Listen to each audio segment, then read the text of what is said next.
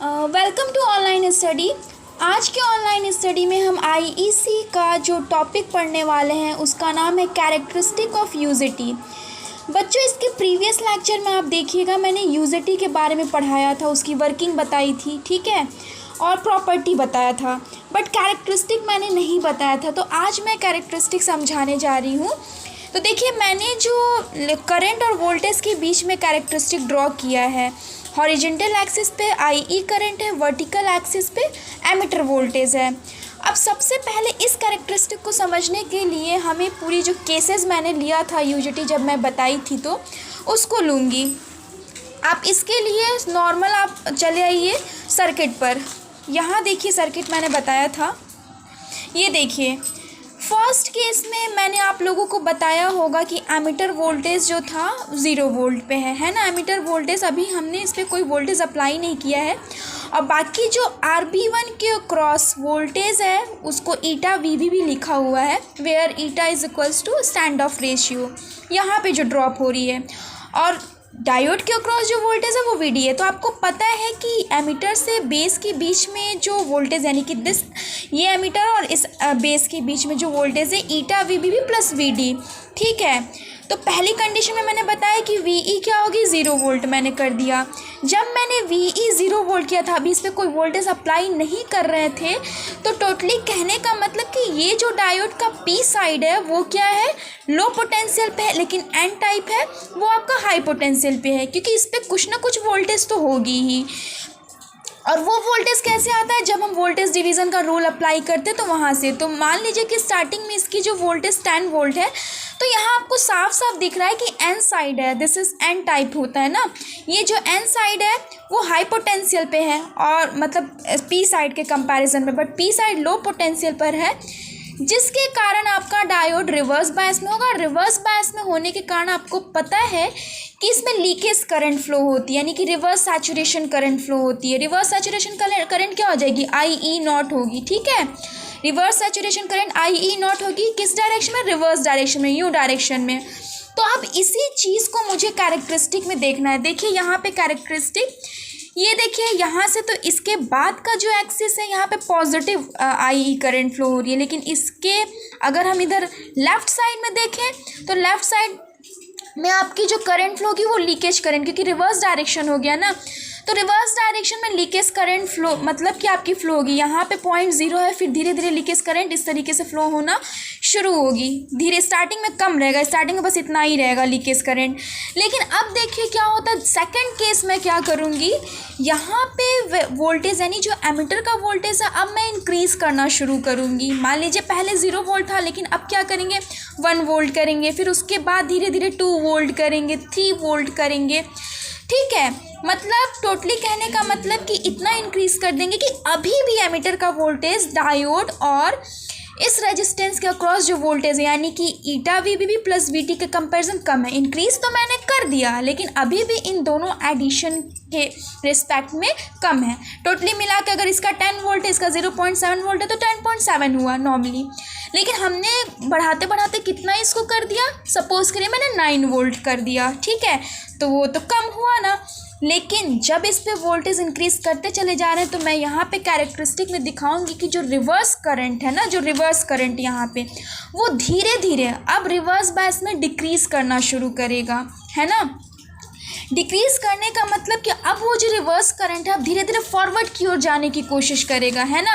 तो यहाँ पे देखिए मैंने कैरेक्टरिस्टिक के थ्रू दिखाया कि धीरे धीरे रिवर्स जो करंट है, जो लीकेज करंट है IE0, जिसका मैंने नाम दिया IE0, ये धीरे धीरे इंक्रीज़ कर रहा है, इंक्रीज़ ऐसे करेगी, ठीक है।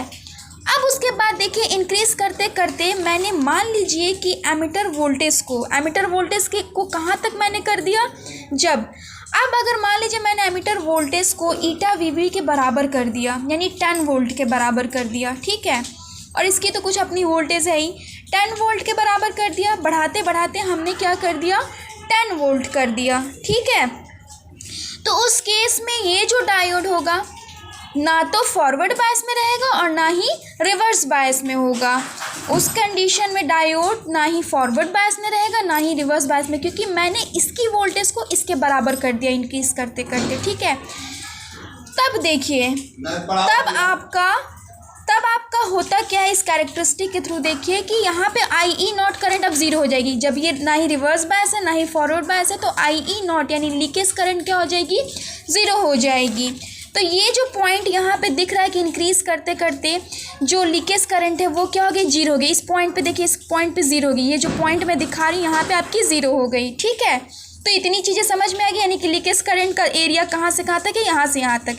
इस पॉइंट पे तो आप ऐसे भी देख रहे हो ना, ज़ीरो करंट हो गई, यहाँ पे ज़ीरो है, ठीक है।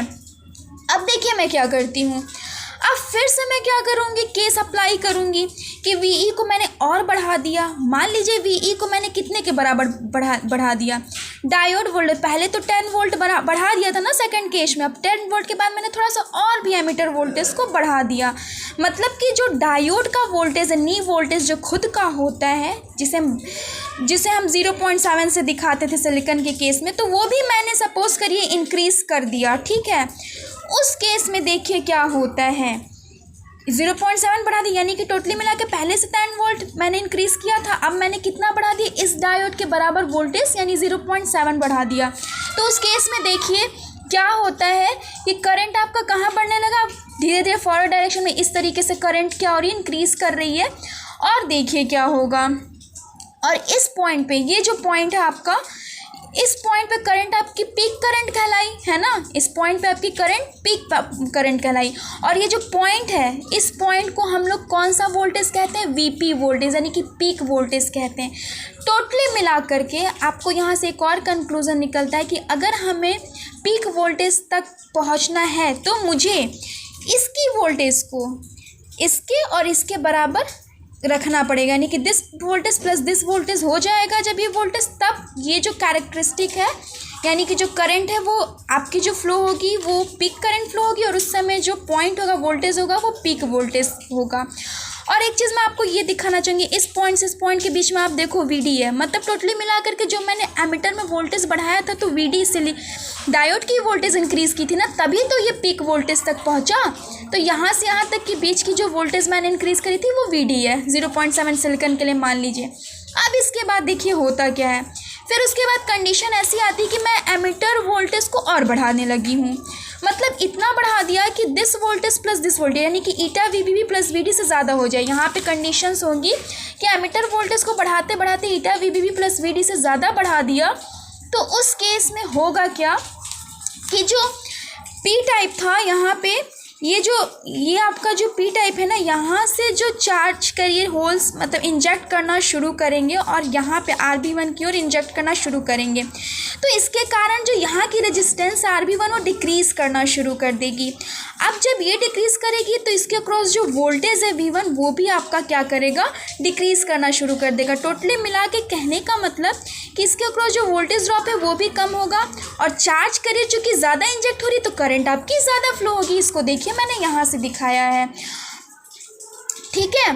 तो यहाँ पे आप देखिए ये पिक पॉइंट है ना, और ये तो एमीटर करंट, अब एमीटर करंट फ्लो हो रही है तो एमीटर करंट क्योंकि पी से जो निकले वो एमीटर करंट है, तो यहाँ पे देखिए अब एमीटर करंट क्या होगी, किस पॉइंट तक पहुँच जाएगी, यहाँ तक वैली पॉइंट तक पहुँच जाएगी, ठीक है। इस पॉइंट को हम लोग वैली पॉइंट कहते हैं, this point is called valley point. यहाँ तक आपकी एमीटर करंट पहुँच गई है ना। तो अब देखिए इसके बाद क्या होगा, इसके बाद अगर मैंने एमीटर वोल्टेज को और भी ज़्यादा बढ़ा दिया, इस लिमिट के बाद मैंने एमीटर वोल्टेज को बढ़ा दिया, तो होता क्या है कि वोल्टेज बढ़ने के साथ साथ अब करंट भी बढ़ना शुरू हो जाएगा, दोनों सिमिलर बढ़ेंगे और ह्यूज अमाउंट में करंट फ्लो होती है। तो उस रीज़न को यहाँ से और यहाँ तक की रीज़न को हम क्या कहेंगे, सैचुरेशन रीज़न कहेंगे। आप समझ पा रहे हो कि इस रीज़न को मैंने क्या कह दिया, सैचुरेशन रीज़न कह दिया। तो टोटली मिला करके इस कैरेक्टरिस्टिक से मुझे 3 रीज़न देखने को मिलता है। एक तो आपका ये जो यहाँ से यहाँ तक का जो रीज़न है या इधर वाला, ये आपको कट ऑफ रीज़न दिखेगा, यहाँ से यहाँ तक का रीज़न, ठीक है। और अगर हम यहाँ से यहाँ तक के यानी कि वैली पिक पॉइंट से लेके ये आपका वैली पॉइंट हुआ ना, इसके बीच के जो रीज़न को आप देख लो नेगेटिव रेजिस्टेंस रीज़न है। नेगेटिव रेजिस्टेंस रीज़न क्यों कहते हैं, क्योंकि इसमें क्या हो रहा है कि वोल्टेज डिक्रीज़ कर रही है और करंट इंक्रीज़ कर रही है, ठीक है। इसीलिए वोल्टेज और करंट के बीच में इन्वर्सली रिलेशनशिप दिख रहा है, क्योंकि क्या हो रहा था, मैंने बताया था ना अभी कि वोल्टेज ड्रॉप RB1 के अक्रॉस ड्रॉप कम होने लगा था, लेकिन करंट क्या करी, इंक्रीज़ कर रही है। और ये जो रीज़न है, this reason is called saturation reason. तो इस चीज़ को बहुत अच्छे तरीके से आप पढ़िएगा। अगर किसी को प्रॉब्लम हो तो कोई भी मुझे कॉल करके पूछ सकता है। अब हम एप्लीकेशन ऑफ यूजेटी देखेंगे। यूजेटी का एप्लीकेशन कहाँ करते हैं, फेस कंट्रोल में, स्विचिंग करने में, पल्स जनरेशन में करते हैं, साइन वेव जनरेटर में, शॉर्ट टूथ वेव को जनरेट करना हो तो वहाँ पे करते हैं, टाइमिंग सर्किट में करते हैं, और वोल्टेज और करंट रेगुलेटर में कहते थे। तो अब आपका कैरेक्टरिस्टिक भी मैंने पढ़ा दिया, इससे आपको वर्किंग और क्लियर हो गई होगी, ठीक है ना। तो इसको आप अच्छे से पढ़िएगा। हम आगे नेक्स्ट मैं टॉपिक मैं पढ़ाने जा रही हूँ, जिसका नाम है UJT relaxation oscillator. UJT relaxation oscillator, यानी कि यूजेटी का यूज़ हम रिलैक्सेशन ऑस्किलेटर की तरह करते हैं। तो इसके लिए देखिए क्या होता है। एक सर्किट दी गई है यूजेटी रिलैक्सेशन ऑस्किलेटर की। This is UJT. ये आपका क्या होगा, यूजेटी। इसका टर्मिनल बेस 1 है, दूसरा टर्मिनल बेस 2 है, और तीसरा टर्मिनल एमीटर है, ठीक है। अब मैंने बेस 2 और बेस 1 पे वोल्टेज अप्लाई किया, डीसी वोल्टेज, लेकिन किसके थ्रू, इस रेजिस्टेंस के थ्रू, रेजिस्टेंस R2 के थ्रू मैंने इस बेस पर वोल्टेज अप्लाई किया है VBB। इससे मैंने कनेक्ट कर दिया डीसी वोल्टेज से। अब देखिए क्या होगा, ये जो एमीटर है, यहाँ पे मैंने एक और वो आप कंपोनेंट ऐड करें, एक वेरिएबल रेजिस्टेंस, और यहाँ पे कैपेसिटर। अब ये क्यों मैंने किया, अभी जब वर्किंग आप देखोगे तब क्लियर होगा, ठीक है। तो देखिए मैं क्या करती हूँ। सबसे पहले स्टार्टिंग में तो आपका जो ये यूजेटी हुआ ना, यूजेटी क्या होगा, ऑफ रहेगा। तो स्टार्टिंग में देखिए क्या होता है कि बैटरी से मैंने कनेक्ट कर दिया, ठीक है, इस पर कुछ ना कुछ सप्लाई मिल रही है। तो उस केस में होता क्या है कि ये जो कैपेसिटर, ये वेरिएबल रेजिस्टेंस है, तो ये जो कैपेसिटर क्या करेगा, चार्ज करना शुरू करेगा। इसके कारण यहाँ से जो सोर्स मिले उसके कारण चार्ज करेगा। तो स्टार्टिंग में इस पर क्या होंगे, जो अपर वाला प्लेट है उस पर पॉजिटिव चार्ज होंगे, और लोअर जो टॉप वाला प्लेट है उस पर पॉजिटिव चार्ज होंगे, और जो बॉटम वाले प्लेट है उस पर नेगेटिव चार्ज होंगे। ध्यान से समझिएगा इस बात को। क्यों, क्योंकि जो टॉप वाला है वो किससे कनेक्टेड है, बैटरी के पॉजिटिव टर्मिनल से, और बॉटम वाला बैटरी के नेगेटिव टर्मिनल से कनेक्ट है। तो इसलिए इस तरीके से चार्जिंग होगी। चार्जिंग मतलब R और C के थ्रू ये चार्जिंग जो रेजिस्टेंस और कैपेसिटर के थ्रू ही आपका चार्ज करेगा, ठीक है। तो अब देखिए क्या होता है, जब चार्ज करेगा तो जो कैपेसिटर के अक्रॉस वोल्टेज होगी वो VC के बराबर होगी, जो कैपेसिटर के अक्रॉस वोल्टेज होगी वो VC होगी, ठीक है। अब देखिए होता क्या है, स्टार्टिंग में मैं क्या करती हूँ, रेजिस्टेंस की वैल्यू, ये R1 की वैल्यू ज़्यादा रखती हूँ। जब इसकी वैल्यू थोड़ी ज़्यादा रखूँगी तो ये जो कैपेसिटर है वो धीरे धीरे चार्ज करेगा। चार्ज करते करते करते करते धीरे धीरे, मतलब कि पहले थोड़ा सा पॉजिटिव चार्ज है, अब धीरे धीरे चार्जिंग बढ़ती चली जाएगी, ठीक है। जैसे ही पूरी तरीके से ये आपका चार्ज कर जाएगा ना कैपेसिटर, ठीक है, अभी तो आपका यूजेटी क्या है, ऑफ है, अभी ये चार्ज कर रहा है, और उसके ऊपर जो वोल्टेज हमें मिल रही है वो VC मिल रही है। VC भी इंक्रीज़ करेगी भाई, जैसे जैसे चार्जिंग इसकी बढ़ेगी तो इसके क्रॉस जो वोल्टेज है वो भी इंक्रीज़ करेगी। अब जब पूरी तरीके से चार्ज कर गया, और चार्ज करने के बाद जो यूजेटी का एक पीक वोल्टेज होता है वहाँ तक पहुँच गया, तो इसके चार्जिंग का काम ख़त्म। तो अब आपका क्या होगा, जब पीक यूजेटी के पीक वोल्टेज तक पहुंच गया चार्ज करते करते कैपेसिटर के ऊपर, जो कैपेसिटर जो चार्ज कर रहा था, तो अब देखिए यूजेटी क्या हो जाएगा, अब ऑन हो जाएगा। जब पूरी तरीके से चार्ज हो गया, ऑन हो गया यूजेटी, और उसके बाद जैसे ही यूजेटी ऑन होता है तो करंट क्या हो रही है, यूँ फ्लो कर रही है, इस तरीके से करंट आपका फ्लो करना शुरू करेगी। ये डायरेक्शन होगी करंट की, ठीक है। अब इस चीज़ को मैं आपको दिखाना चाहूँगी कैरेक्टरिस्टिक के थ्रू। देखिए यहाँ पे स्टार्टिंग में मैंने जो कैरेक्टरिस्टिक टाइम के रिस्पेक्ट में जो कैपेसिटर का क्रॉस वोल्टेज है उसकी क्या वेव फॉर्म आ रही है वो देखिए। स्टार्टिंग में मैंने क्या किया था, ये वैली पॉइंट है, ये जो लाइन दिख रहा है ना ये आपका वैली पॉइंट, और एक मैंने जो यूजेटी का जो स्टैंडर्ड वैल्यू था, जो पीक मैक्सिमम वैल्यू होता है जिसे VP कहते हैं, उसको इस लाइन से मैंने शो किया हुआ है।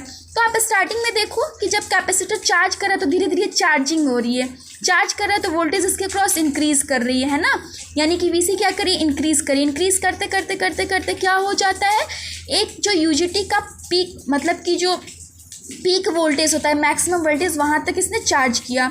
और जब तक चार्ज किया तब तक आपका जो यूजेटी था वो ऑफ था ना पहले, अब क्या करेगा, जब चार्ज कर लिया उसके बाद अब कैपेसिटर डिस्चार्ज भी तो करेगा ना। तो कैपेसिटर देखिए डिस्चार्ज करना कैसे शुरू करता है।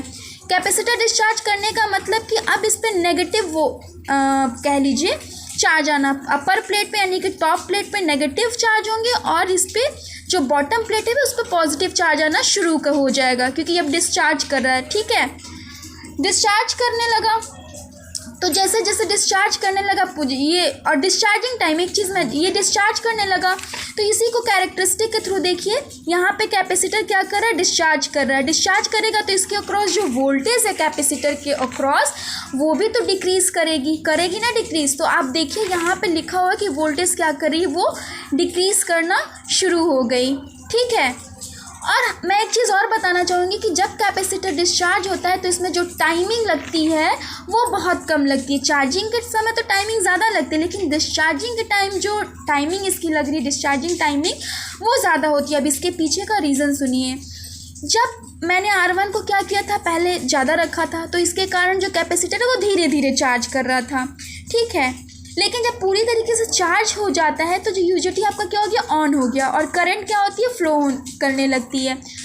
अब यहाँ पे देखिए जब ये ऑन स्टेट में हो जाता है तो इस यूजेटी की जो अपनी रेजिस्टेंस होती है RBB is equals to RB1 plus RB2, ये मैंने यूजेटी जब पढ़ाया था, एक्सप्लेन किया था तो ही बताया था, तो वो बहुत कम होती है। ऑन के केस में क्या होता है, रेजिस्टेंस कम होता है, तो इस रेजिस्टेंस की वैल्यू कम होने के कारण ये बहुत ही जल्दी डिस्चार्ज करना शुरू कर देता है। ठीक है, तो डिस्चार्ज कर यानी कि डिस्चार्जिंग के टाइम तक ही तो ये ऑन है, यानी कि जितना डिस्चार्जिंग हो रहा है, जब वो पूरी तरीके से चार्ज कर लिया तब तक तो ऑफ था, लेकिन ऑफ होने के बाद जैसे ही ऑन हुआ तभी आपका कैपेसिटर डिस्चार्ज हुआ।